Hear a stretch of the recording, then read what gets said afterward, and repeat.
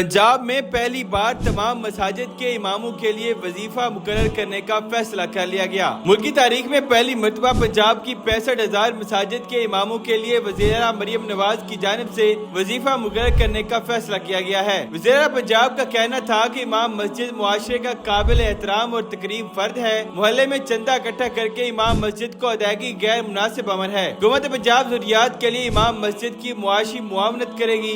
वज़ीर-ए-आला पंजाब मरियम नवाज की ज़ेर सदारत अमन और अमान पर मुसलसल 5वें इजलास में मसाजिद की तामीर और मुरम्मत के प्रोजेक्ट सालाना तरक्याती प्रोग्राम में शामिल कर लिए गए हैं। उन्होंने मसाजिद की तामीर और मुरम्मत के प्रोजेक्ट की जल्द तकमील के लिए इक़दामात की हिदायत कर दी है। वाज़ेह रहे कि साल 2017-18 में उस वक्त की खैबर पख्तूनख्वा हुकूमत ने भी सूबे में कायम मसाजिद के पेश इमाम के लिए माहाना 10,000 रुपए वजीफा मुकर्रर करने का ऐलान किया था।